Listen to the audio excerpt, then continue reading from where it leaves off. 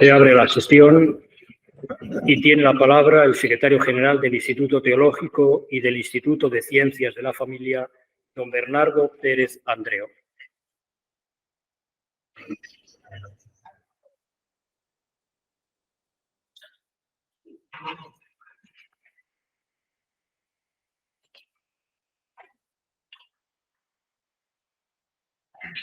Monseñor Emilio Rosa, perdón no llamarte así. Es lo que hay. Llevar los cariños mejor. Querido provincial, titular, querido director de teológico, queridos profesores, profesoras, alumnos, alumnas, amigos y amigas. Procedemos a la lectura de la memoria académica del Instituto de Ciencias de la Familia y del Instituto Teológico. Esta lectura que vamos a hacer aquí es una lectura de acontecimientos oficiales, pero seguro que en las mentes y en los corazones de cada uno de los que presentes resonarán acontecimientos que ha habido durante el curso pasado, a la vez que se produce la lectura oficial para esta lectura. En el curso 2022-2023 ha significado la normalidad definitiva en los procesos de docencia tras los estragos de la COVID-19.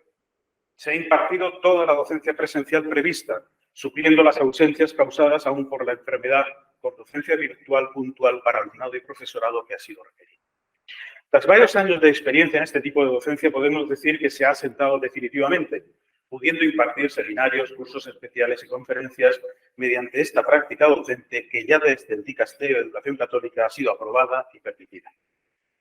En este curso académico han pasado a ser eméritos 4 profesores que son 4 pilares de este centro, como son el profesor Juan Fernando Cuenca Molina, el profesor Francisco Martínez Fresneda, el profesor Antonio Gómez Cobo y el profesor José Luis Parada Navas. Sin embargo, aunque eméritos, seguimos contando con su sabiduría por el tiempo que ellos decidan contar con nosotros. Queremos mostrarles nuestro agradecimiento por tanto que han aportado a este centro y la mucha vida que han dado a sus alumnos y a sus profesores. Se han impartido los cursos correspondientes a primero, tercero y quinto de bachiller en teología. Asimismo, el primer curso del bienio de licenciatura en Teología Fundamental. La 12ª edición del Máster Universitario en Teología, 9ª edición online, en convenio con la Universidad de Murcia. Asimismo, en convenio también con la Universidad de Murcia, la 10ª edición del Máster Universitario en Orientación, Asesoramiento y Mediación Familiar. Se han impartido con regularidad los cursos de la Escuela de Iniciación Teológica y los cursos para la obtención de la Declaración Eclesiástica de Competencia Académica, la DECA, para la formación del profesorado de religión católica. También tuvieron continuidad los nuevos proyectos de cursos específicos de formación para la vida religiosa y sobre franciscanismo. En el ámbito de la investigación, los profesores del Instituto Teológico de Murcia han publicado diversos artículos en diversas revistas científicas, así como libros, ahora citaremos algunos de ellos. A esta labor de difusión de la investigación se suma la labor importantísima de acompañamiento en los distintos trabajos de investigación que se llevan a cabo por los alumnos y alumnas de este centro. Los trabajos fin de máster, las tesis de licencia y las tesis doctorales. En este sentido, se han defendido 15 trabajos fin de máster en el máster en teología y 15 en el máster de orientación, asesoramiento y mediación familiar. Asimismo, 2 tesis doctorales se han defendido en la línea de investigación en teología dentro del programa de doctorado de Artes y Humanidades en convenio con la Universidad de Murcia. En el bienio de licenciatura en teología fundamental se ha defendido una tesis de licencia. Los profesores del Instituto Teológico también han dictado conferencias por diversas universidades de España y fuera de España y han impartido y celebrado congresos internacionales con la publicación de algunos artículos en distintas revistas. Nuestros profesores, como decíamos, han publicado algunos libros y citamos aquí, por ejemplo, el de Sebastián López Talavera, publicado en la editorial del Instituto Teológico, Francisco y Clara de Asís, la vida según la forma del Santo Evangelio. Y reseñamos la publicación y presentación de un monográfico especial de Cartaginesia, número 75, llamado Cristología y Franciscanismo, como homenaje al profesor Francisco Martínez Fresneda, que durante tantos años dirigió esta, creo que, prestigiosa revista. Colaboran en él, y lo tenéis a vuestra disposición, una docena de eruditos del pensamiento franciscano y de la cristología. Por otro lado, se han publicado los números correspondientes a las selecciones de franciscanismo, además del número 74 junto al 75 de Cartagena. No podemos olvidar que también en este centro está el Centro de Estudios de la Familia y el Instituto de Ciencias de la Familia, responsable del máster de orientación, asesoramiento y mediación familiar, cuyos alumnos y algunos presentes hacen sus prácticas en Safamur, del Servicio de Atención a las Familias, Fundación Acción Franciscana, y donde 2 profesionales, tras la jubilación de una de ellas, han quedado 2 profesionales, psicólogos y terapeutas, atienden las problemáticas de las familias murcianas que lo requieren. Durante el curso 22-23 se atendió a 88 familias, lo que supone un incremento del 25% de familias atendidas a pesar de la mengua del personal que las atiende, lo cual implica un altísimo grado de profesionalidad. Es de destacar las problemáticas atendidas. La problemática que más han atendido son adolescentes con problemas de salud mental tras la COVID. Y a esto se añaden las problemáticas habituales de pareja, problemas con hijos, adolescentes con medidas judiciales. En este sentido, algunos de los problemas más acuciantes son el consumo de sustancias, la violencia intrafamiliar y los problemas de comunicación. Pasamos a enumerar los actos extraordinarios que han tenido lugar en el curso 2022-2029, que comienzan, como siempre, con el acto de inauguración que fue el 6 de octubre de 2022. Allí contamos con la presencia de Monseñor Lorca Planes, que presidió la Eucaristía y el acto académico, donde el reverendo Juan Carlos García Domènech, director de la Biblioteca de Autores Cristianos, dictó la conferencia inaugural Frutos y proyección de la Biblioteca de Autores Cristianos. El 8 de noviembre tuvimos la fiesta habitual de nuestro patrón, Juan Dunscoto. Se realizó la presentación de sendos libros de los profesores del Instituto Teológico, Luis Oviedo Torró y Antonio Martínez Riquelme. Y además, en ese acto se inauguró la cátedra John Henry Newman. Entre los días 21 y 23 de noviembre de 2022 se celebraron las 5ª jornadas de Doctrina Social de Justicia y Paz de la Diócesis de Cartagena en colaboración con el Instituto Teológico de Murcia, con el título El valor de la vejez para un mundo humano, donde participaron profesores de la Universidad Cardenal Herrera, Emilio García Sánchez, de la Universidad de Murcia, Marcos Alonso Bote y otras personas vinculadas con la atención a la ancianidad, como puede ser Juan José Gómez Matallana, gerontólogo, o puede ser Elena Martínez, médico internista de paliativos del Complejo Hospitalario de Cartagena. El 17 de diciembre tuvo lugar el habitual pregón de Navidad a cargo de doña Julia Fuentes Duréndez, cónsul de España en Managua. El 31 de enero de 2023 se produjo la Jornada de Estudio por la Paz en colaboración con la Pontificia Universidad Antoniano, donde participaron el profesor Xavier Picaza, que conferenció sobre el proyecto de paz en la creación, el profesor Francisco Martínez Fresneda, que habló de la relación que se da en Francisco de Asís entre la paz integral y la creación, y Fray Joaquín Recasens, profesor del Instituto Teológico de Murcia, que nos habló de la ecología como clave para entender la paz integral a partir de la encíclica Laudato Si. Y por último, en los días 21 y 22 de marzo de 2023 tuvieron lugar las 35ª Jornadas de Teología con el título La reflexión franciscana en la teología, con la presencia de Fray Martín Carvajo Núñez, profesor de la Pontificia Universidad Antoniana de Roma, con la conferencia El Señor me dio hermanos, influencia de Francisco de Asís en la encíclica Fratelli Tutti, con Fray Miguel Ángel Escribano Arraez, profesor y director de este centro, que dictó la conferencia La necesidad del diálogo de la teología con el derecho canónico en la construcción del pueblo de Dios, y Fray Rafael Sanz Valdivieso y Fray Sebastián López Talavera, que presentaron el libro de este último, Francisco y Clara de Asís, La vida según la forma del Santo Evangelio. Y hasta aquí la memoria oficial. Hagan ustedes su propia.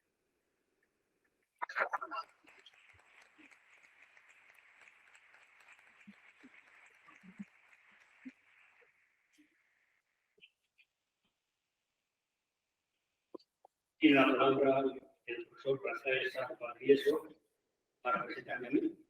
Soy el ponente de la lectura natural.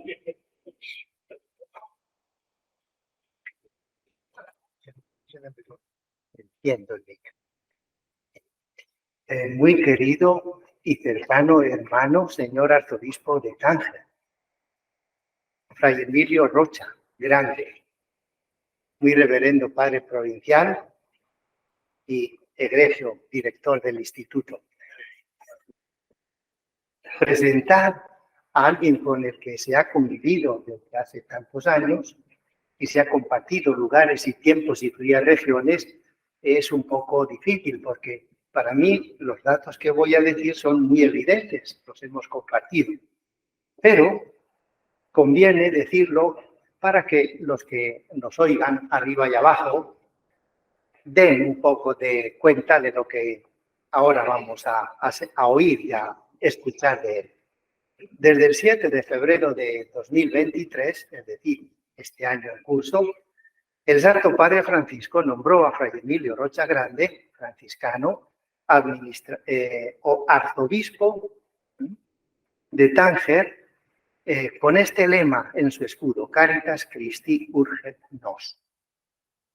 Había sido desde el 25 de febrero de 2022 administrador apostólico de Tánger. Fray Emilio Rocha Grande ha nacido en Madrid hace unos cuantos años, es fraile de la provincia Inmaculada de España, anteriormente perteneció, como tantos otros hermanos, a la provincia de San Gregorio Magno de Filipinas desde el año 1975. Allí hizo la primera profesión en Arenas de San Pedro, en Ávila la profesión solemne. Allí obtuvo también el título de profesor de EGB en los años 80-83 y en el Pontificio Ateneo Antoniano, entonces, todavía no tenía el título de universidad, todos los cursos de la carrera eclesiástica entre 1985 y 1990. Fue ordenado sacerdote en la iglesia de San Juan de los Reyes el 16 de febrero de 1991. Es diplomado en Teología de la Vida Religiosa, también en la pastoral vocacional ha sido muy activo, es también licenciado en estudios eclesiásticos, habla muy bien el español, el italiano y el francés. En nuestra orden ha sido profesor y maestro de los estudiantes que se están formando en los años 2000 y siguientes, de procesos temporales. Ha ejercido los cargos de guardián, de definidor provincial en diversas etapas, vicario provincial en los años 2010 al 2013 y visitador general, es decir, un cargo que la orden confía a personas determinadas de esta provincia antigua de Cartagena en 2011 y de la de Santiago de Compostela en 2018. Ha impartido también numerosos cursos de ejercicios espirituales, cursillos de espiritualidad, de asistencia a comunidades religiosas, franciscanas, concepcionistas, de otros institutos. Y digamos un poco qué es lo que ahora le toca llevar adelante este cargo y la carga que lleva consigo. La sede que administrará, que está administrando desde 2022, fue erigida por el Papa Sixto IV en 1472, tras la conquista de Tánger por las huestes del rey Alfonso V de Portugal. El nombre latino de la sede es Tingis, porque era parte de la Mauretania tingitana, parte del Imperio Romano en el norte de África. En 1675 esta sede fue suprimida para darle más relieve a la de Ceuta. Y ahí empezó una serie de decadencias que se fueron continuando a lo largo de los siglos, cuando también los franciscanos de la provincia de San Diego de Alcalá de Andalucía ejercieron allí su ministerio y su apostolado. Sobre todo, en 1693 tuvieron que renunciar a mantener una misión católica en Marruecos, que había sido regada por los mártires ya desde 1221, mártires franciscanos. Hasta 1859 no fueron de nuevo los misioneros franciscanos españoles para avivarla y consolidarla. Y el 14 de abril de 1908, el Papa Pío X elevó a prefectura apostólica y vicariato con dignidad episcopal, asignándole el título romano de Tingis, como hemos recordado antes por su título latino. Pío XII elevó el vicariato de a rango de archidiócesis, tomando su nombre actual el 14 de noviembre de 1956. Entre los franciscanos ilustres de aquella época y de los que han actuado intensamente, el padre Lerchún, que en la catedral de Tánger está sepultado y allí es venerado verdaderamente. Esta archidiócesis de Tánger extiende hoy su jurisdicción sobre los fieles católicos de rito latino residentes en el norte del antiguo protectorado español. Recuerden que hasta 1954 la presencia de España fue intensa allí, en esa región de Tánger, Tetuán, Alhucemas, provincia de Nador, etc. Fray Emilio ha sucedido a Monseñor Santiago Agrelo Martínez, que presentó su renuncia el 20 de junio de 2017 y fue aceptada por el Papa Francisco 2 años después, casi, en 2019. Desde entonces, la archidiócesis de Tánger estaba vacante. De ahí que se ocupara de regir esta archidiócesis como administrador apostólico el arzobispo de Rabat, que es también un español, un salesiano, don Cristóbal López Romero, que fue creado cardenal el 5 de octubre de 2019. El nombramiento de nuestro querido hermano Emilio Rocha Grande para administrar la diócesis continúa, pues, esta presencia franciscana y, sobre todo, desde el punto de vista de lo que es la Iglesia, asegura que esta sede se va a ir manteniendo como presencia de la Iglesia y, por lo tanto, del ministerio que desempeñan nuestros religiosos, religiosas y los fieles en esa zona.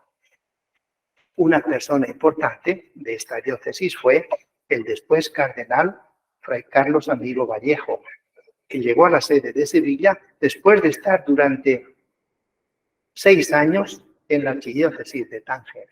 A Sevilla llegó en 1982. Bien, estos son los datos. Un poco rápidos, pero sirven para situarnos. Si quieren también ver algunas de las opiniones y de las propuestas que él va a desarrollar en todo esto, pues quien tenga tiempo y ánimo, que vea unas declaraciones que aparecieron en Religión Digital en mayo de 2022, donde algunas de las cosas que dice son interesantes para nosotros. Entre otras, por ejemplo, afirmar que si la Santa Sede no ha procedido a la supresión de una archidiócesis de Tánger, que es mínima, quizá desde el punto de vista de la presencia de fieles un poco insignificante, quiere decir que la Santa Sede tiene voluntad de mantener la presencia. Y él dice a este respecto, en esa tarea que desempeña, soy y me siento hombre cristiano, franciscano y sacerdote.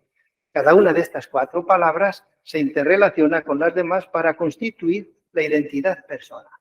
Busco en mi vida el vertebrarla sobre un seguimiento lo más fiel posible de Jesucristo, cuidando mucho la escucha de la palabra de Dios y la oración. Mi discipulado está también claramente determinado por la vocación dentro de la orden de los hermanos menores, fraternidad contemplativa de menores en misión y el ministerio sacerdotal que me lleva a servir al reino de Dios en la Iglesia, teniendo ante la mirada del corazón a Jesucristo en la última cena que lava los pies a sus discípulos. Bien, no descanso más. Si alguien tiene algo más que decir, que dé un paso adelante.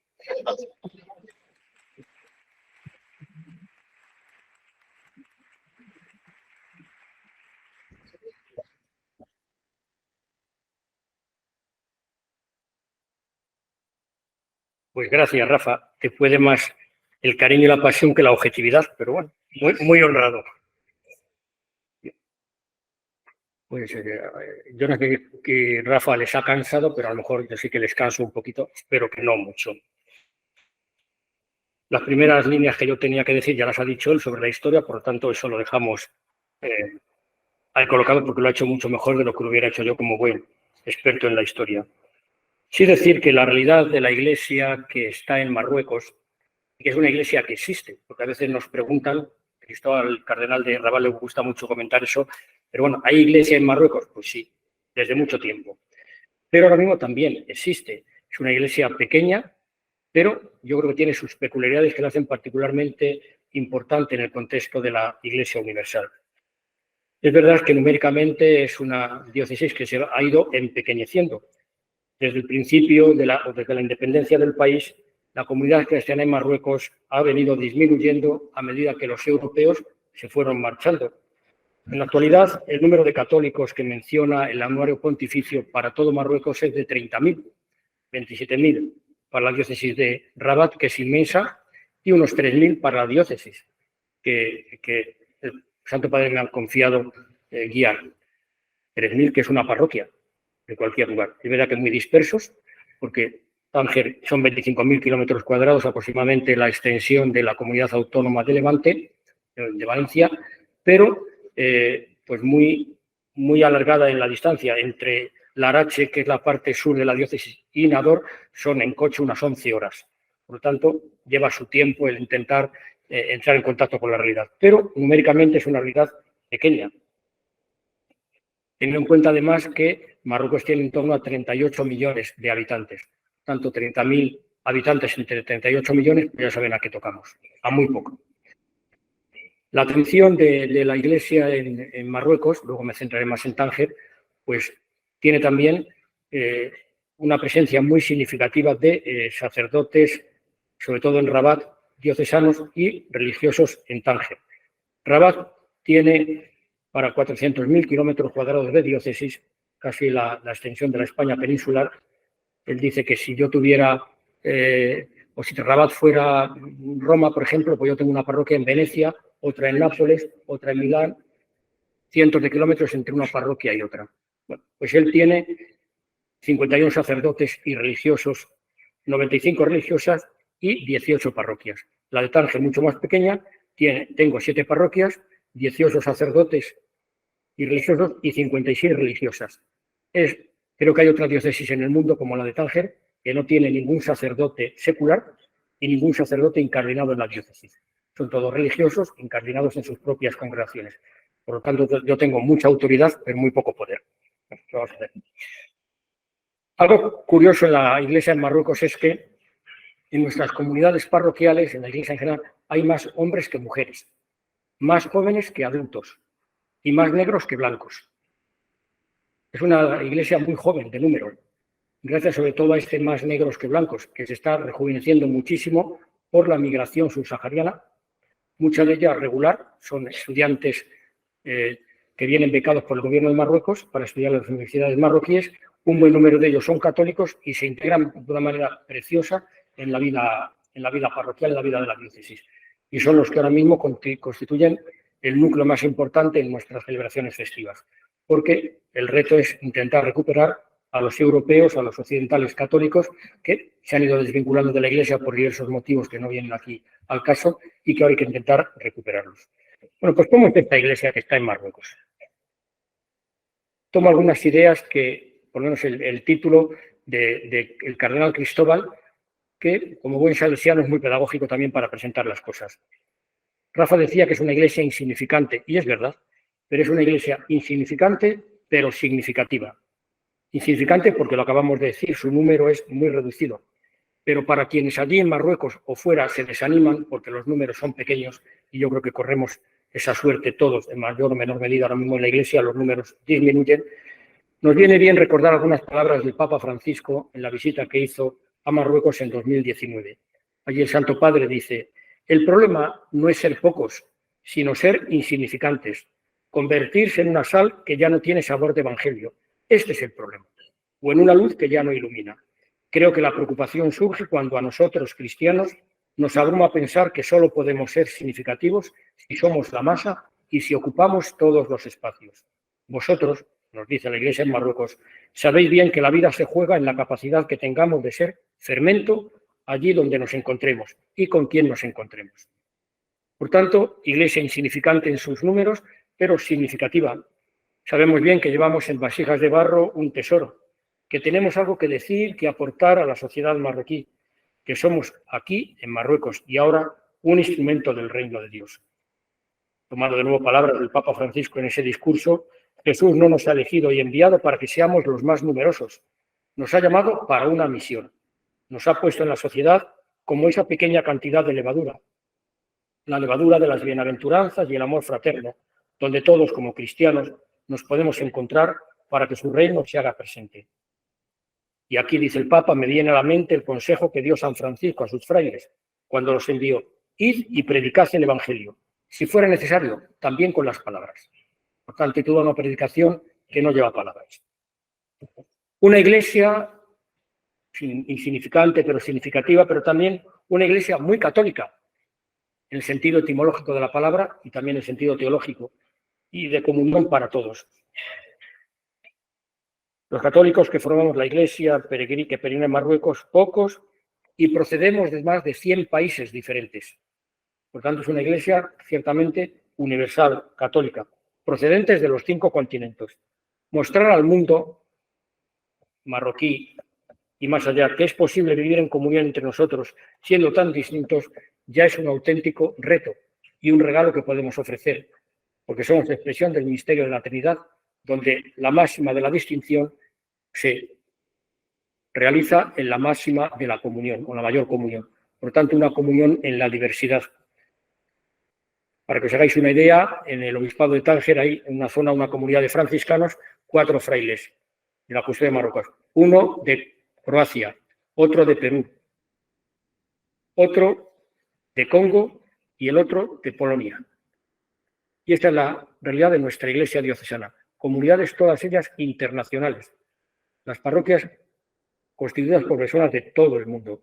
En este contexto, establecer relaciones de amistad y cordialidad con los musulmanes es para nosotros un signo de trascendental importancia.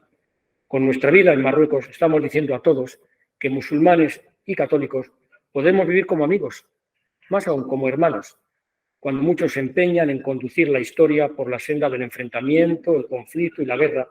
Nosotros damos testimonio fehaciente, sencillo y concreto de que un mundo de paz y de fraternidad es posible, sin que tengamos que renunciar para ello a ninguna de nuestras características como cristianos o como musulmanes. Es también la iglesia en Marruecos una iglesia misionera al servicio del reino de Dios.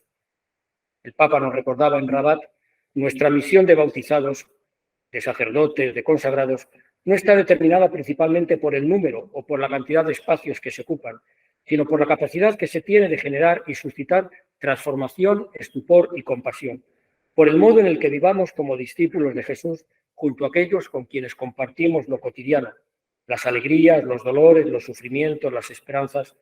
Los caminos de la misión no pasan por el proselitismo que lleva siempre a un callejón sin salida, sino por nuestro modo de ser con Jesús y con los demás.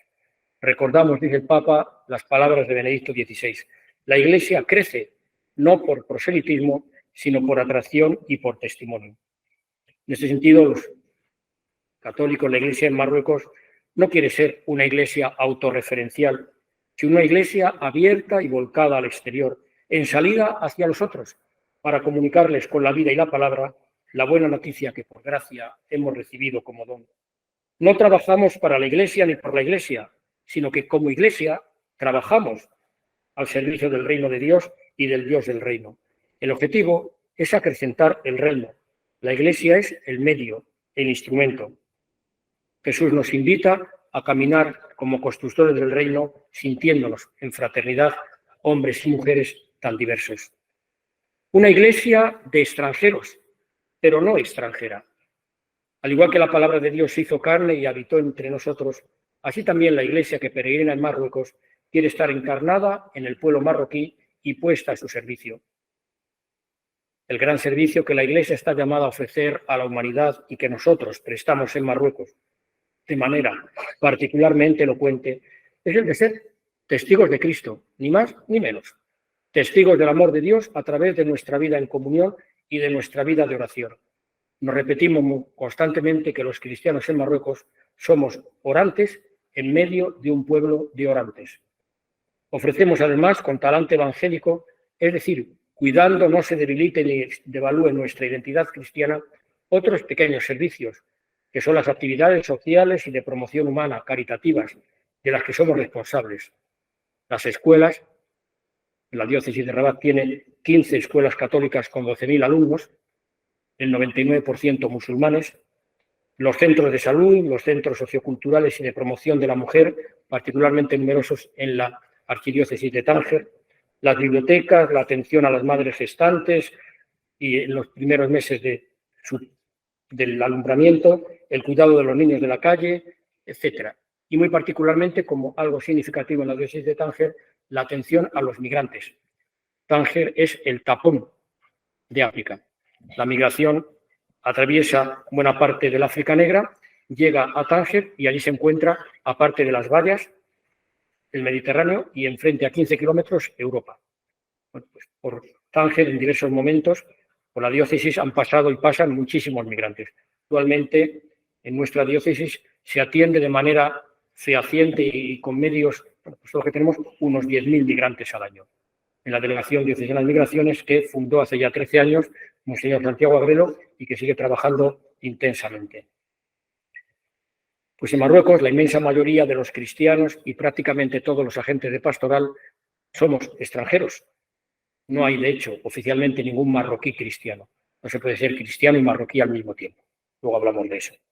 Pero queremos que la Iglesia no sea extranjera, que viva inculturada.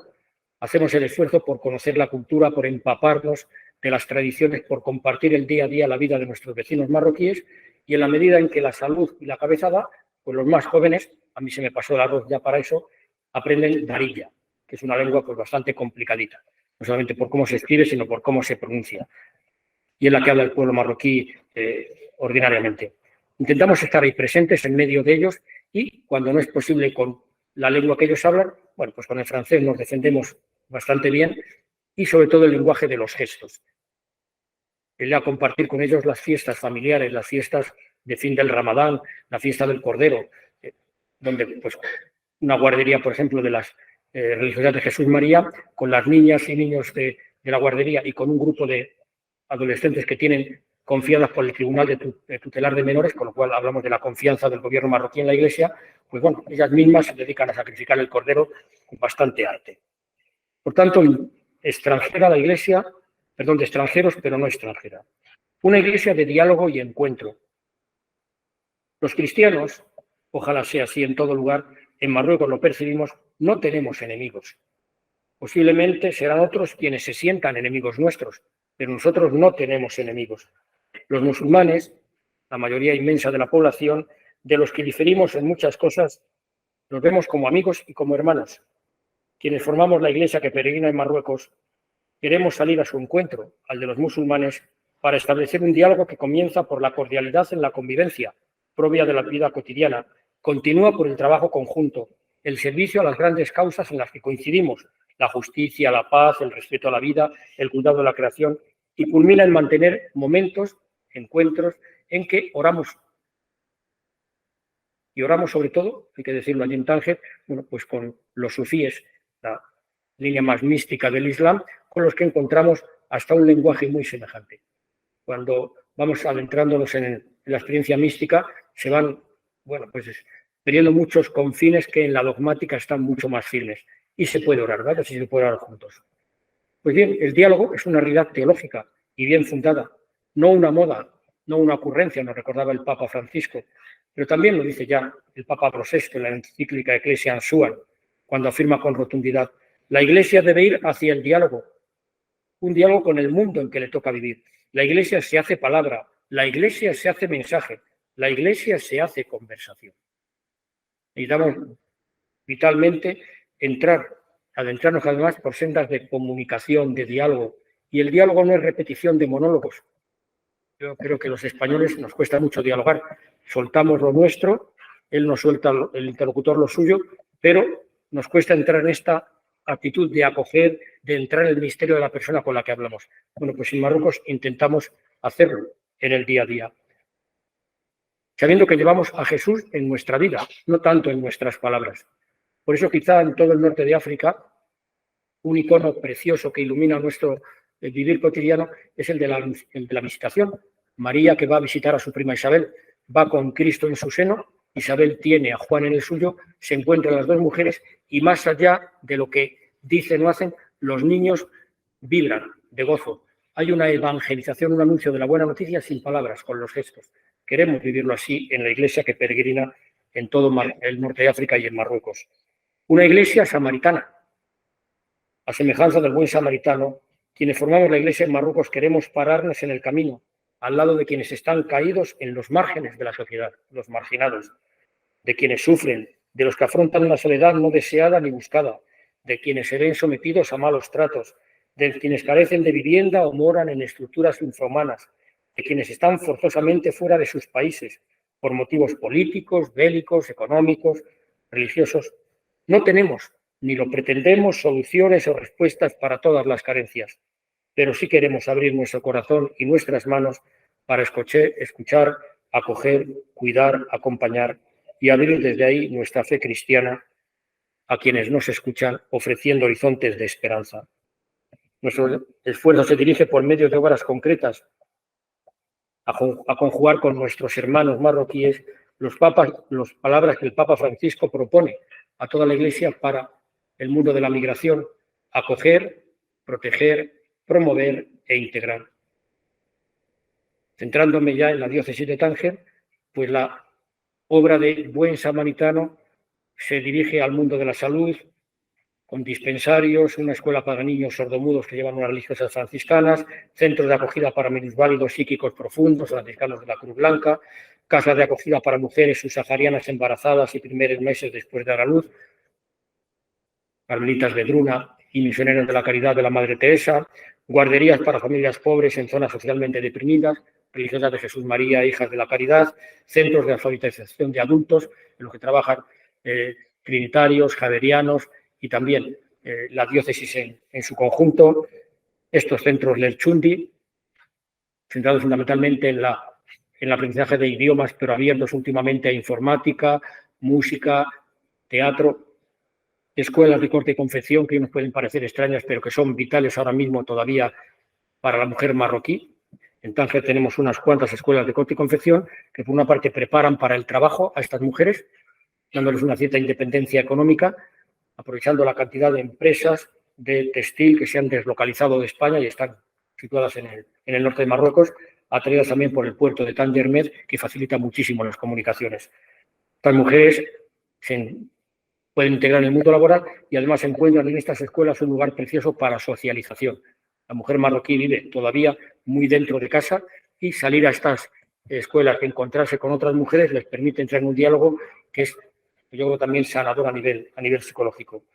Ayuda de emergencia, alimentos, vestido, asistencia sanitaria, sobre todo a migrantes. Un trabajo que estamos empezando ahora con fuerza con los niños de la calle. Hay una presencia importante de niños pues, sin familia conocida y desde muy pequeños introducidos en el mundo de la droga, empezando por la inhalación de disolventes. Estamos hablando de niños de 7, 8 años ya. Bueno, pues estamos intentando en la ciudad de Tánger, en primer lugar, trabajar en colaboración con la Madre Teresa de Calcuta, se inaugura ahora en diciembre un centro de día para estos chavales y es financiado por la Conferencia Episcopal Italiana y está en proyecto, ya muy avanzado, una casa familia donde un grupo, pequeño por necesidad, pueda vivir ya establemente, dormir, pasar al centro de día y poder integrarse en los centros educativos y pues, tener un futuro del que ahora carecen. Por tanto, la Iglesia en Marruecos, en Tánger concretamente, acoge y ayuda a los más vulnerables, sea cual sea su condición racial, religiosa. Especialmente nos dedicamos a los migrantes porque dentro de la realidad de marginación son los que más necesitan nuestra ayuda. Una tarea de migración que va cambiando los lugares. Hace un año un año y medio era sobre todo Nador, a partir de los sucesos de junio del año pasado, donde un grupo importante de migrantes bueno, pues, sufrieron la muerte y muchos más heridos en la valla de Nador con Melilla. La vigilancia es mucho más fuerte en aquella zona y se han desplazado fundamentalmente hacia la zona del Sáhara. Por eso toda la migración ahora se oye que va hacia Canarias, porque de alguna manera se ha aflojado la presión migratoria en el norte, pero siguen llegando muchos, aunque no sean masivamente, y requieren una atención. Una iglesia puente. Los cristianos somos pontífices, no solamente el Papa, somos pontífices, somos hacedores, perdona la palabra, de puentes, somos constructores de puentes. Esto lo vive la Iglesia en Marruecos de una manera particularmente intensa. Quienes formamos esta pequeña comunidad queremos ser puente entre cristianos y musulmanes, entre África y Europa, entre negros y blancos, entre Oriente y Occidente, entre jóvenes y adultos, entre católicos, anglicanos y protestantes, que de los tres hay, en una tarea también preciosa de ecumenismo, ser puentes. Y para esto no hace falta ni grandes teorías ni material de construcción muy complicado. Hace falta tener a Cristo en el corazón, comprender que ha dado la vida por todos, lo sepan o no lo sepan, y a partir de ahí caminar junto a ellos. Y dejamos esto para meternos en algo que es para lo que me habéis pedido que hablara, y es el diálogo entre el Islam y el cristianismo, entre los cristianos y los musulmanes. Tened en cuenta este escenario porque si no, no comprendemos mucho de lo que viene detrás. Para ello, un inciso primero. ¿Hay libertad religiosa en Marruecos? Lo pregunta mucha gente. Yo respondo, bueno, pues con la sabiduría que tengo y también la prudencia de quien, bueno, pues se sabe cordialmente escuchado y no solamente por vosotros. Entonces, mis palabras son bueno, pues, prudentes, pero creo que muy sinceras. La Constitución marroquí, aprobada en 2011, afirma que Marruecos es un Estado soberano musulmán. El artículo 3 dice que el Islam es la religión del Estado que garantiza a todos el libre ejercicio de sus creencias. Religión de Estado, pero garantiza el libre ejercicio de las creencias, lo cual es verdad, dentro del ámbito no público, no por las calles, pero no se cuarta en absoluto la creencia religiosa. Pero la misma Constitución prohíbe a los partidos políticos presentar enmiendas parlamentarias o constitucionales contrarias al Islam. Paradójicamente también, una Constitución que reconoce la libertad de culto solo admite la existencia de marroquíes, musulmanes o judíos, no cristianos. No puede haber oficialmente ningún marroquí que sea cristiano. El Código Penal castiga hasta con 3 años de cárcel a quien trate de convertir a un musulmán a otra fe. Y establece, por ejemplo, penas de hasta 6 meses para los marroquíes que rompen públicamente el ayuno en Ramadán. Estas penas se aplican en función del momento histórico y también del criterio de la autoridad de cada país. Por tanto, hay restricciones en el campo religioso, pero también hay libertad. Nosotros los cristianos no tenemos ninguna cortapisa para celebrar la liturgia en los templos, para ir a veces si te ven con una cruz, bueno, yo voy con hábito a todas partes. Y no solamente nadie me dice nada, sino que cuando yo saludo, salam aleikum, me dicen buenos días, padre, ¿qué tal va? Por lo cual no hay ni de la policía, yo voy a los centros oficiales, a todas partes con hábito. Somos muy bien acogidos, muy respetados. El marroquí respeta muchísimo a los extranjeros de otras religiones. Otra cosa es cuando alguien inicia un camino de abandono del Islam para entrar en alguna otra confesión religiosa. Ahí los problemas son para quien lo intenta hacer como misionero, porque bueno, por las represalias pueden ser serias, y también para quien intenta convertirse. Por tanto, libertad sí, un respeto exquisito a los extranjeros de otras religiones, pero al mismo tiempo con una fidelidad muy, muy grande en la identidad musulmana de los marroquíes. Durante su visita a Marruecos, el Papa habló de este tema en público y en el encuentro que tuvo en Rabat dijo que la libertad religiosa y de conciencia están inseparablemente unidas a la dignidad humana. Lo dijo delante de su majestad, el rey Mohamed VI. Y el rey acogió perfectamente el guante y le respondió diciendo: me han confiado la protección de los judíos marroquíes y de los cristianos extranjeros que viven en Marruecos. El Papa pidió y el rey respondió, yo creo que con coherencia, teniendo en cuenta cuál es la legislación y la mentalidad marroquí. Protección de los judíos marroquíes, porque por tradición antiquísima puede haber marroquíes judíos, pero también de los cristianos extranjeros que viven en Marruecos. Por tanto, si bien el anuncio público del Evangelio a los marroquíes está estrictamente prohibido y sancionado por ley, no lo está el testimonio. Y por tanto, nuestra evangelización es con las obras, a través de esos elementos que os he mencionado, pero también a través de la relación cordial, donde pues manifestamos nuestra actitud de cercanía, de escucha, de solidaridad, de vecindad. Y cuando surge el diálogo, se habla. Y hay una notable curiosidad por los más jóvenes. No porque se vayan a convertir, ni mucho menos, sino porque hay un interés por lo cristiano. Entran en internet, me imagino, encuentran, buscan y, bueno, la catedral está siempre abierta, prácticamente durante todo el día, y entran y en no pocas ocasiones tenemos más musulmanes en misa que cristianos. Se sientan, están atentos, me imagino que con mucha curiosidad, y después pues, puede haber un diálogo, ¿no?, que no busca la conversión de nadie, ni convertir a nosotros, ni convertirse ellos, pero que sí va abriendo caminos de diálogo y de simpatía. Hay algunas conversiones del Islam al cristianismo que, bueno, pues conllevan marginación notable de las personas que lo hacen, que se convierten, pero que no les convierten en perseguidos a nivel religioso. De hecho, hay algunos cristianos convertidos, musulmanes convertidos al Islam que han venido a España pidiendo el estatuto de refugiado político. El Parlamento Europeo no reconoce que en Marruecos haya persecución religiosa, sí que hay, bueno, pues discriminaciones, pero no a ese nivel. Por tanto, no hay ningún problema. Y por tanto, para el encuentro, para el diálogo, ¿es posible algún camino? Pues yo creo que sí. Y lo creo, bueno, pues además por lo que la Santa Sede nos propone a través de algunos últimos documentos. Por ejemplo, con motivo de la celebración del mes sagrado del Ramadán del 23 de este año, el Dicasterio Vaticano para el Diálogo Interreligioso publicó un mensaje titulado «Cristianos y musulmanes, promotores de amor y de amistad». En él se comienza afirmando que una coexistencia pacífica y armoniosa entre cristianos y musulmanes corresponde a la voluntad divina sobre ambas comunidades y sobre toda la humanidad. Coexistencia pacífica y amistosa que enfrenta muchos desafíos y amenazas, dice el documento: extremismo, radicalismo, polémicas, disputas y violencia por motivos religiosos.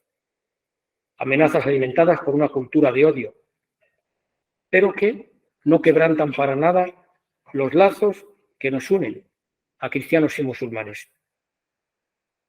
El hecho de que la caridad mutua entre cristianos y musulmanes debe ser un ejemplo para las demás comunidades fue subrayado ya hace mucho tiempo por el Papa Gregorio VII, una carta enviada en 1076 a Al-Nasir, soberano musulmán de la dinastía bereber de Banu Hamad, al norte de África. En esa carta, después de reconocer que Dios es quien había inspirado a Al-Nasir a haber actuado bondadosamente con respecto a la comunidad cristiana local, el Papa Gregorio sigue diciendo que Dios se goza cuando, además de amarle a él, aman a su prójimo y no hacen a los otros aquello que no quieren que se les haga a ellos. Llegado a este punto, el Papa Gregorio afirma que especialmente los cristianos y los musulmanes, literalmente, que confesamos y reconocemos, aunque sea de manera diferente, un solo Dios, debemos presentar a los demás pueblos el ejemplo de esa caridad mutua. Transcurridos casi 1000 años desde que el Papa Gregorio VII escribiera su carta, hemos de reconocer que cristianos y musulmanes no hemos hecho nuestro este deber religioso de mutua caridad, que estamos llamados a cultivar como responsabilidad ética ante la comunidad humana. Más aún, frecuentemente hemos transformado nuestras divergencias doctrinales no en posibilidades de crecimiento en el mutuo conocimiento, sino en obstáculos insuperables que impiden la colaboración. En este sentido, el documento del Dicasterio para el Diálogo Interreligioso afirma que la clave para crecer en una coexistencia pacífica y armoniosa entre cristianos y musulmanes se encuentra en la delicada relación entre nuestras convergencias y nuestras divergencias. Todo comienza con nuestra actitud hacia los demás, dice el texto, en particular cuando hay diferencias entre nosotros, en religión, etnia, cultura, etc. Las diferencias son ciertamente inevitables, porque cada uno tiene derecho a su identidad específica con sus diversos componentes, pero sin caer en la tentación de ignorar u olvidar lo que tenemos en común. Cuando las diferencias son vistas como una amenaza, surgen necesariamente actitudes negativas con respecto a quienes son distintos, suspicacias, miedo, rivalidad, discriminación, exclusión. Por desgracia, seguimos encontrando en nuestro mundo estas actitudes negativas en no pocos cristianos y musulmanes. Por eso es importante que los responsables de las dos comunidades creyentes tomen en serio esta cuestión. La delicada relación entre las convergencias y las divergencias ha determinado desde el principio de su historia común las relaciones entre cristianos y musulmanes, afectando directamente al modo en que nos hemos juzgado mutuamente. La relación entre cristianismo e islam es un ejemplo paradigmático de que los puntos de encuentro entre las religiones y las culturas no generan solamente oportunidades de intercambio y de acercamiento, sino que son también con frecuencia fuentes de malentendidos y de conflictos más graves que los que enfrentan a personas totalmente diferentes. El hecho de que el Islam se haya presentado como una religión monoteísta y revelada en línea con las tradiciones judía y cristiana anteriores y que sus escrituras sagradas contengan nombres y episodios muy conocidos de la tradición bíblica, llevó muy pronto a los cristianos a preguntarse sobre la realidad de este nuevo camino religioso. El mensaje contenido en el Corán encierra ciertamente muchas de las verdades compartidas por los cristianos, pero no menos cierto es que existe una profunda divergencia en torno a puntos importantes de la fe cristiana. Para los cristianos, el musulmán no es el otro lejano, sino el otro próximo, pero un próximo problemático, porque es muy parecido a nosotros y pretende además ser una versión mejorada de nosotros mismos. En el siglo VIII, San Juan Damasceno, muerto hacia 749, es el primer teólogo cristiano importante en interesarse por el Islam, considerándolo como una herejía, es decir, una deformación de la fe cristiana. Para comprender esto hemos de tener en cuenta que la cuestión cristológica era central. Si las afirmaciones coránicas sobre el profeta Jesús, hijo de María, podían ser consideradas como verdaderas, las afirmaciones cristianas sobre la persona, la naturaleza y la misión de Jesús no podían ser aceptadas por el Islam y viceversa. De este modo, la mayoría de los cristianos que han asistido a la primera expansión del Islam, con el fin de preservar la identidad cristiana, han visto necesario negarle toda legitimidad. El hecho de que los musulmanes se hayan presentado como los verdaderos discípulos de Cristo, y así aparecen en el Corán, hay algunas suras que llegarían a afirmar cosas muy solemnes sobre esto, quizá el Corán, yo prefiero no hablar aquí del tema. Pero se presentan como los verdaderos discípulos de Cristo, no ha hecho más que confirmar a los cristianos en su percepción profundamente negativa del Islam. La influencia de San Juan Damasceno ha sido muy fuerte en el mundo cristiano hasta el siglo XII. Hasta ese momento los apologetas han desarrollado una aproximación muy reductiva del Islam que los ha llevado a afirmar que los musulmanes no eran más que una secta herética más, sirviéndose de argumentos muy parecidos a los empleados en la lucha contra las numerosas desviaciones doctrinales surgidas dentro del cristianismo. Pero no es esta la única postura. Están también aquellos teólogos que percibían que el Islam es un fenómeno complejo que no puede ser enfocado siguiendo las categorías empleadas normalmente con respecto a las sectas heréticas cristianas. Un ejemplo emblemático lo tenemos en Pedro el Venerable, 1092-1156, por cuya iniciativa, a mediados del siglo XII, el Corán fue traducido por primera vez al latín. En sus escritos, el abad de Cluny señala claramente la originalidad del Islam y su diferencia con respecto a los movimientos cristianos considerados heterodoxos. Progresivamente, de modo particular en el mundo occidental latino, los cristianos hemos ido adquiriendo un conocimiento más directo y preciso del Islam que nos ha permitido ir superando visiones anteriores no siempre correctas. Hay que decir que este esfuerzo de conocer el Islam por parte de los cristianos no se corresponde con el esfuerzo de los musulmanes por conocer el cristianismo. No se corresponde. En nosotros hay una pasión mucho más grande por el diálogo, por el encuentro, por conocer el mundo islam en su conjunto, carece de ese interés. Con todo, durante siglos, ha permanecido viva la tendencia de ver y juzgar al otro desde la propia perspectiva. Y esto no solo en aquellos que se aferraban a una visión exclusiva y excluyente de la verdad religiosa, sino también algunos de los que buscaban un cierto diálogo con el Islam. Un punto de inflexión lo tenemos en el Concilio Vaticano II, que ha evitado acercarse al Islam atendiendo solo a su enseñanza sobre Jesucristo, que, como hemos mencionado, es radicalmente divergente con respecto a la fe cristiana. Evitando esta aproximación, el Concilio ha permitido a los católicos poder ver el Islam como un sistema religioso coherente, capaz de alimentar la vida espiritual de muchos millones de personas. Según los textos conciliares, los musulmanes son dignos de estima, no solo en cuanto seres humanos, sino también en cuanto creyentes. Así lo manifiesta repetidamente Nostra Aetate, donde se lee: los musulmanes, a cuyos ocultos designios procuran someterse con toda el alma como se sometió a Dios Abraham, a quien la fe islámica mira con complacencia. La Iglesia Católica no rechaza nada de lo que hay de santo y verdadero en el Islam, si bien es ella, la Iglesia, quien anuncia y tiene la obligación de anunciar constantemente a Cristo, que es el camino, la verdad y la vida, en quien los hombres encuentran la plenitud de la vida religiosa y en quien Dios reconcilió consigo todas las cosas. Nostra Aetate 2. Por tanto, hay una afirmación clara de la identidad cristiana que no se diluye, una especie de sincretismo religioso que en algunos de quienes intentan el diálogo con el Islam, bueno, pues aparece clarísima la identidad cristiana, que se presenta quiénes somos, intentamos comprender quiénes sois y en el respeto podemos dialogar, conocernos, caminar juntos en muchas cosas. Este cambio de perspectiva ha abierto para la Iglesia Católica la puerta que ha permitido el desarrollo de numerosas iniciativas tendentes a promover el diálogo entre cristianos y musulmanes, y a las que se han adherido no pocos musulmanes. Sabemos con todo que la coexistencia armoniosa entre cristianos y musulmanes es una realidad muy frágil en numerosas regiones del mundo. Basta pensar Pakistán o Nigeria, por ejemplo. En su declaración conjunta firmada en Abu Dhabi el 4 de febrero del 19 por el Papa Francisco y el gran imán de Al-Azhar, Ahmad Al-Tayeb, sientan la necesidad de denunciar fuertemente la violencia por motivos religiosos, que es fruto de percibir ciertas enseñanzas religiosas de una manera equivocada, del uso político que algunos hacen de las religiones y también de las interpretaciones llevadas a cabo por grupos de dirigentes religiosos que han abusado de su influencia sobre los sentimientos de los fieles. Es necesario, pues, y este es un centro de teología, que en nuestro momento histórico los teólogos cristianos y también los musulmanes asuman la responsabilidad ética e intelectual proponiendo medios que atenúen el discurso antagónico entre los creyentes de ambas religiones, desarrollando una perspectiva que considere a los otros no como enemigos a neutralizar desde el punto de vista teológico, sino como creyentes que merecen ser reconocidos y respetados, compañeros de camino en la búsqueda de la verdad.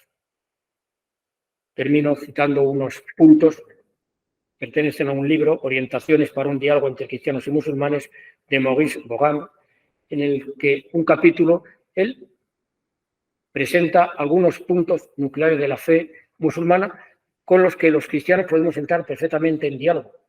No hay una identidad, pero sí un conocimiento. Perdón, una sintonía. 1. El ideal islámico de vivir en una sumisión plena a Dios, tanto a nivel individual como colectivo, con todo lo que esta actitud implica de abandono, obediencia y confianza. 2. La lectura y meditación de un libro, el Corán, que los musulmanes consideran como la palabra eterna de Dios hecha accesible a los hombres en el tiempo. Quitemos Corán, pongamos escritura, Biblia y estamos a la par. La imitación que los musulmanes quieren hacer de los modelos proféticos, bíblicos, la mayoría de ellos, que el Corán propone a los musulmanes como grandes testigos del monoteísmo y denunciadores de las injusticias y de la idolatría.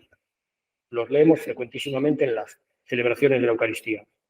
La solidaridad que existe al interior de la Umma, una comunidad de creyentes en la que todos sus miembros se sienten muy próximos, no obstante las diferencias de raza, de lengua y de civilización. ¿Y qué es la Iglesia si no? La Umma de los cristianos, donde más allá de las diferencias tenemos una profunda comunión. La afirmación rotunda y decisiva de la absoluta trascendencia de Dios, que constituye el núcleo fundamental del Islam. Para nosotros Dios es el trascendente que, sin perder su trascendencia, ha entrado en la inmanencia a través de la encarnación del Verbo. Pero eso no quita nada a la trascendencia de Dios, aunque no podremos hablar con los musulmanes presentando a Cristo como Dios. La adoración sincera por medio de un culto privado, por medio del cual los musulmanes quieren demostrar que se reconocen a sí mismos como servidores de Dios y que responden así al propósito primordial del Creador. Y por último, la obediencia y la fidelidad a los preceptos de la ley. Los musulmanes saben que la fe sin las obras no sería auténtica ni agradable a Dios. No decimos que la fe sin obras es una fe muerta, pues esto es del Corán, la Sura 177. La fe sin las obras no sería auténtica ni agradable a Dios. Por tanto, estos valores forman parte intrínseca de la fe musulmana y forman parte, con matices muy distintos, pero forman parte de la fe cristiana. Y ponen en evidencia que podemos dialogar sin entrar atención en dos posibles defectos con los que concluyo. Por último, esa actitud desarrollada por creyentes cristianos y musulmanes, sin duda bien intencionados, que están implicados en el diálogo democristiano. Se trata de una concentración excesiva en aquello que tenemos en común, minimizando y silenciando las diferencias. Yo allí lo digo en Tánger, cariñosamente, tenemos algún miembro destacado que parece el síndrome de Estocolmo. Está tan cercano a los musulmanes que al final decimos, no sabemos muy bien quién eres. O sea, el riesgo de perder la propia identidad en aras de un acercamiento bien intencionado al mundo musulmán. Yo no sé si existe en el mundo musulmán, yo creo que no hacia el cristianismo, pero es un riesgo que tenemos que evitar. Este modo de actuar puede ser un primer paso necesario cuando las circunstancias ambientales están caracterizadas por tensiones y rivalidades interreligiosas. Es un buen modo de acercamiento. Pero a medio y largo plazo, esa aproximación puede frustrar a los creyentes de ambas tradiciones religiosas, porque tiende a ignorar aquellas creencias y prácticas distintivas que se encuentran en el centro de la identidad cristiana y también de la musulmana, y que hacen a cada tradición algo único. Por otra parte, es el otro extremo, la experiencia nos enseña que cuando los cristianos y los musulmanes entramos en diálogo con la intención inmediata de probar que el otro está equivocado, porque no comparte nuestras creencias más preciosas, estamos ante una iniciativa destinada a conducir a un bloqueo del diálogo y de la relación interpersonal. Por tanto, concluyo ya, el camino para el diálogo requiere que antes de ponernos a discutir sobre nuestras divergencias doctrinales, cultivemos relaciones de amistad, de confianza mutuas, relaciones humanas, que nos hagamos huéspedes espirituales los unos de los otros, que nos comuniquemos mutuamente los valores dignos de admiración y respeto que descubrimos en la experiencia religiosa de los otros.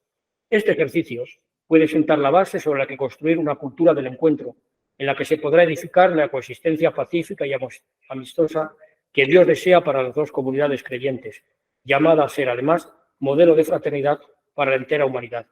Será entonces cuando cristianos y musulmanes podremos hablar abiertamente de nuestras divergencias, incluso de aquellos temas que se presentan como incompatibles, sin entrar por ello o para ello en una especie de negociación religiosa y sin poner en peligro la relación de amistad. El Papa Francisco lo ha expresado bien en el encuentro mantenido con el pueblo marroquí en presencia del rey Mohamed VI, en marzo del 19.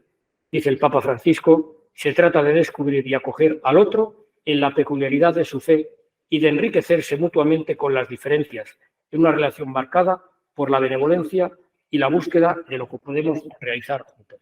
Gracias por la paciencia.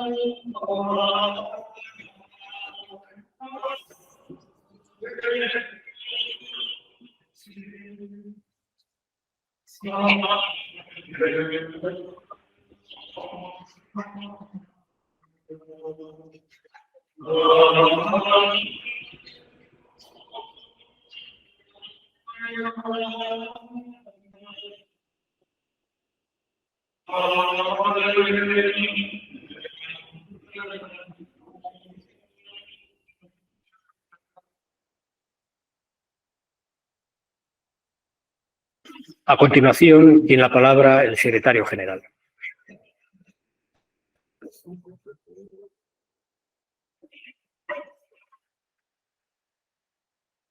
Pasamos a la entrega de títulos y diplomas a los alumnos que han titulado el curso 2022-2023 y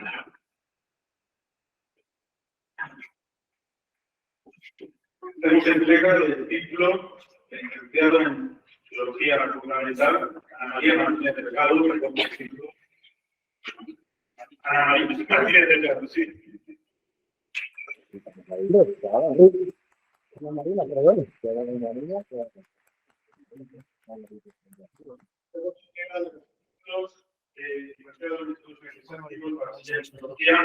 Francisco Javier Vargas Cervera, con el nombre yo tengo un poco el tuyo ya.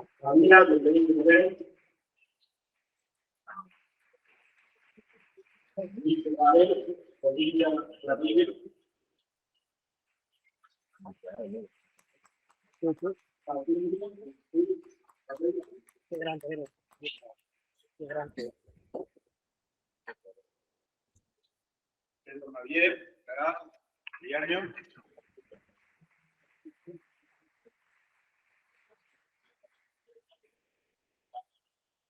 Hacemos entrega de los diplomas del Máster de Orientación, Asesoramiento y Mediación Familiar a Tania Carbonell Gil.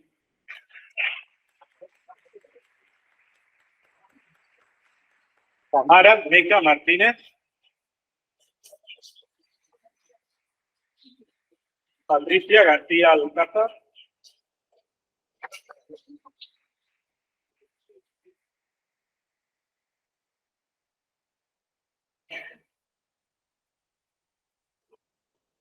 Y ahora sí, el director del Instituto de Filología, el gran Escribano Arraiz, tiene la palabra.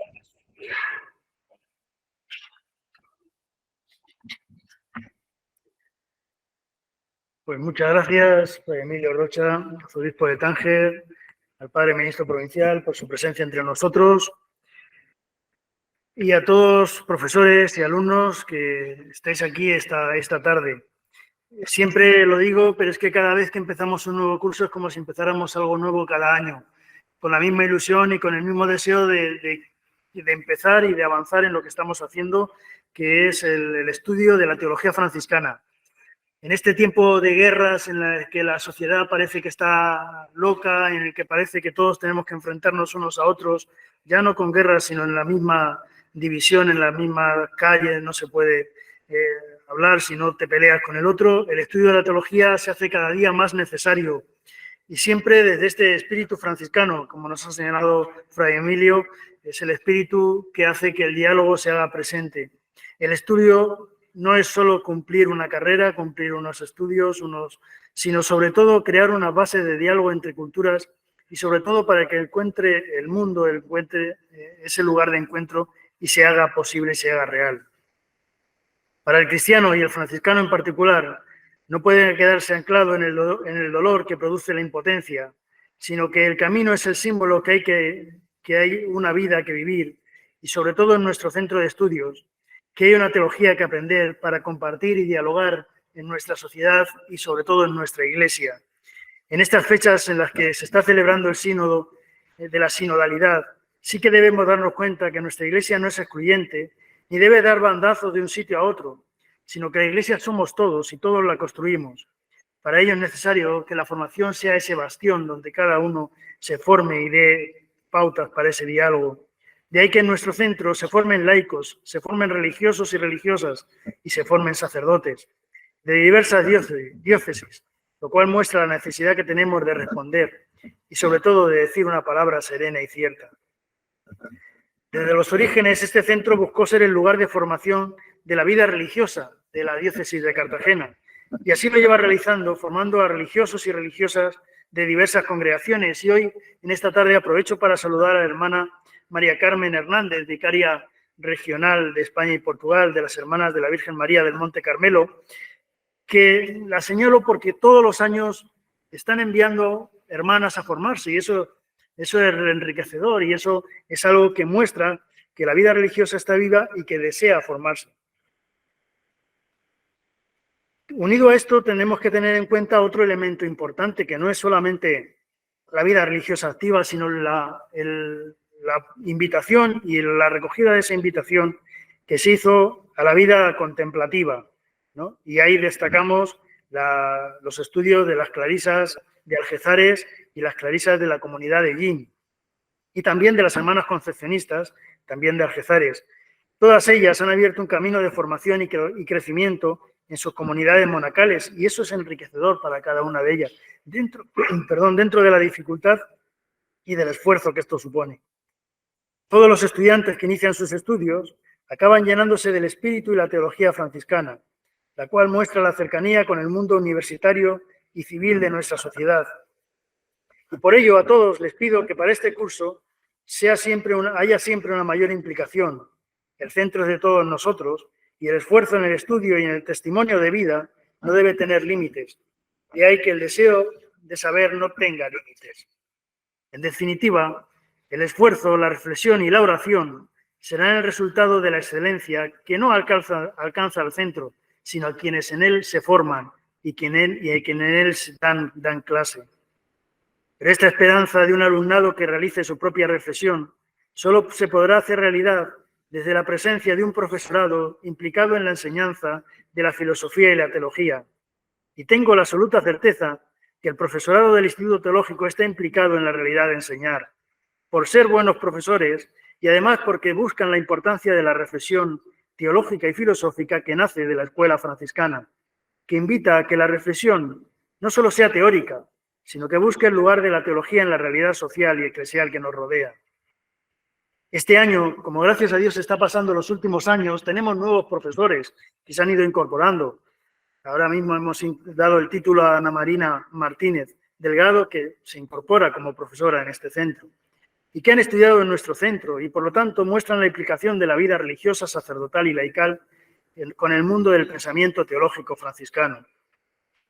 Pero si importante es dar clase, importante es publicar, y eso es algo que el ITM está cuidando y cuida desde su origen. Por eso en el instituto podemos encontrarnos dos revistas propiamente del centro, la revista Cartaginesia, que ha recibido el premio de calidad por el CECIT, y la revista Selecciones de Franciscanismo, única publicación de contenido exclusivamente franciscano en castellano. Y dirigidos por profesores de nuestro centro, las revistas que la Orden Franciscana en España tienen, que son Verdad y Vida y Archivo Iberoamericano, como exponente de las publicaciones históricas de contenido franciscano y eclesial. Todas ellas, como he dicho, dirigidas por profesores de este centro. Y, por supuesto, las 3 colecciones de libros en colaboración con la editorial Espigas que tiene el Instituto Teológico. Para que este centro pueda tener esa esperanza necesita de 2 pilares, como son, por un lado, la Orden Franciscana. Este centro es el centro de la Orden Franciscana en España y Portugal, el único centro de estudios teológico europeo fuera de la Pontificia Universidad Antonianum en Italia. Y de ahí la necesidad de que la seriedad de nuestro trabajo llevará consigo que el franciscanismo tenga una repercusión importante en el mundo social y universitario, ahora aquí de Murcia. Los frutos se ven en la relación con la Universidad de Murcia, con la que se llevan a cabo 2 másteres oficiales, el de Teología totalmente online, que facilita que la teología se estudie en el ámbito universitario civil por alumnado de toda Europa y América, y el máster en Orientación, Asesoramiento y Mediación Familiar, como implicación del deseo del centro en estudiar y cuidar a la familia como portadora de vida y constructora de sociedad y ejemplo de iglesia doméstica. Siempre, todos los años, hago mención al Centro de Orientación Familiar que la Fundación Acción Franciscana tiene aquí como sede y que es el punto de atención a las familias que se tiene y donde los alumnos del máster en Orientación y Mediación Familiar realizan las prácticas. No me quedan sino dar las gracias a los que en él trabajan y hacen realidad la atención a la familia, que los franciscanos siempre hemos querido tener presente. No quiero dejar de dar las gracias a la diócesis de Cartagena, hoy representada por el delegado de Educación y profesor de este centro, que nos permite tener un lugar dentro de la formación teológica con la colaboración de un buen número de profesores sacerdotes de esta diócesis. Algunos de estos profesores que han pasado por aquí, como señalaba el año pasado, pues son obispos ahora en tierras castellanas. Y, por supuesto, también agradecer a mi diócesis de Albacete por los sacerdotes que están estudiando la licencia en Teología Fundamental y los profesores que imparten clase. Termino deseando a todos un buen curso escolar, profesores y alumnos, un deseo que den lo mejor de cada uno, que es la mejor forma de vivir a Cristo, haciéndolo presente en la sociedad y la Iglesia por medio del pensamiento teológico franciscano. Muchas gracias.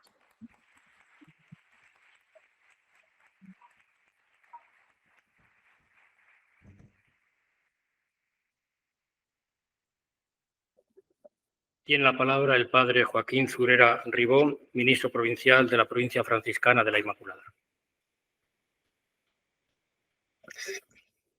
Hermanos Emilio y Miguel Ángel, la titulación, como lo ha dicho antes Rafa, pues ya la aplicáis tranquilamente. Y grupo de escogidos y selectos que permanecéis hasta el final, a todos la paz y el bien. La vida del ser humano es siempre un volver a empezar. Vamos cubriendo, cerrando etapas y vamos abriéndonos a una nueva. Así hoy inauguramos el curso en este Instituto Teológico de Murcia. Nuevas expectativas, deseos de búsqueda y anhelo de que los contenidos que se reciban ayuden realmente en ese irnos haciendo hijos de Dios que descubren y experimentan la gracia de poder profundizar en las fuentes de las que emergen los pilares que nos construyen en nuestra identidad humana y cristiana. El estudio es fundamental en la vida de toda persona que desea crecer en su formación y profundizar en la búsqueda hasta alcanzar las altas metas del conocimiento. Como dice la Ratio Studiorum de nuestra orden, en cuanto a actividad intelectual, el estudio conduce no solo a aprender la ciencia y la doctrina, sino sobre todo a alcanzar la sabiduría del espíritu y a dejarse poseer por la verdad y por el bien, para amar y alabar al Señor, a quien pertenece todo bien, y servir a los hermanos en la caridad de Cristo. No se trata, por tanto, de acumular saberes que nos lleven a presumir y creernos por encima de los demás. No somos pavos reales, ni buscar la adulación y la ostentación, sino más bien a empaparnos de Cristo, a quien seguimos, para revestirnos de Él, como enseña San Pablo, a dejarnos guiar por el Espíritu para que nos abra al conocimiento y a la escucha, y a emprender juntos la senda que nos lleve a vivir confiados y entregados al Padre que nos ha creado. Hoy nuestro mundo necesita a gente de paz y reconciliación, vidas que den testimonio y que contagien, manos tendidas y la delicadeza y la ternura de quien halló en su búsqueda al Dios de Jesucristo, siempre cercano y siempre compasivo, deseoso de hacerse encontrar por la humanidad, a fin de que viva la auténtica experiencia del encuentro que cambia vidas, hasta el punto de hacer de la propia una ofrenda de amor para los demás, como nos mostró el santo que hoy celebramos, San Ignacio de Antioquía, quien aceptó el martirio para ser trigo de Cristo molido por los dientes de las fieras y convertido en pan puro de Cristo. Y si en algún momento llega la tentación de alimentar el ego del saber, recordad en este año del 8º centenario de la regla bulada lo que nos dice San Francisco en el capítulo 10 de la misma.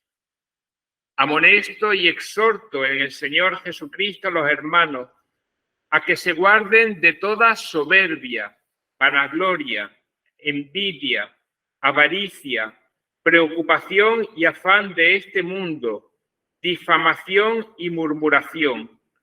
Aplíquense, en cambio, en aquello que por encima de todo deben desear, tener el Espíritu del Señor y su santa operación, orar continuamente al Señor con un corazón puro y tener humildad y paciencia en la persecución y en la enfermedad, y amar a los que nos persiguen y reprenden.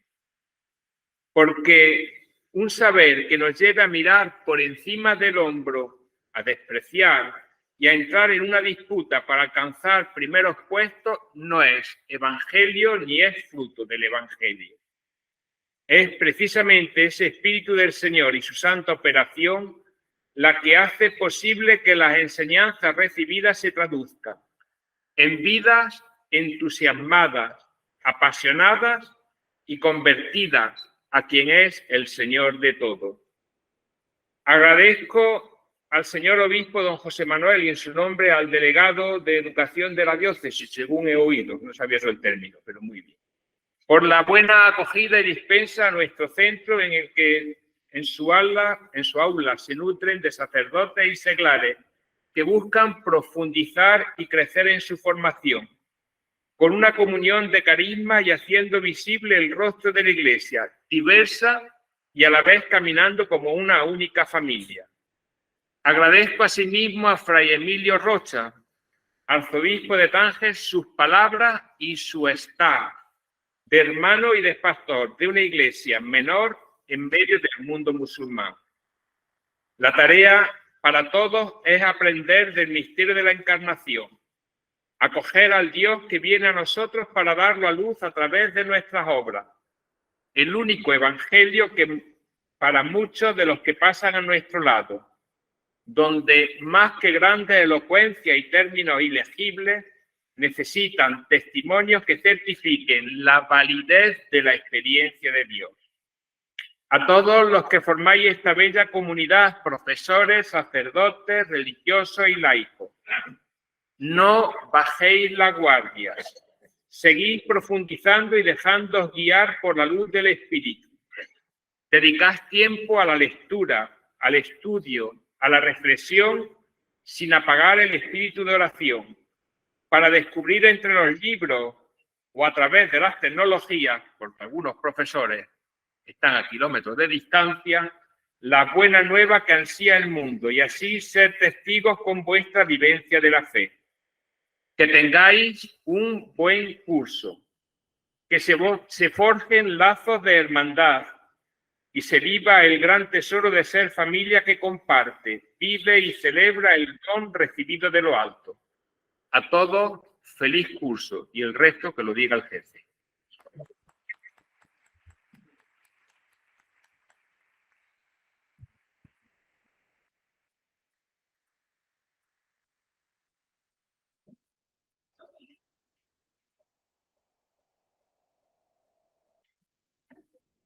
En nombre de su santidad Francisco, declaro inaugurado el curso académico 2023-2024 en el Instituto Teológico de Murcia, UFM, e Instituto Superior de Ciencias de la Familia.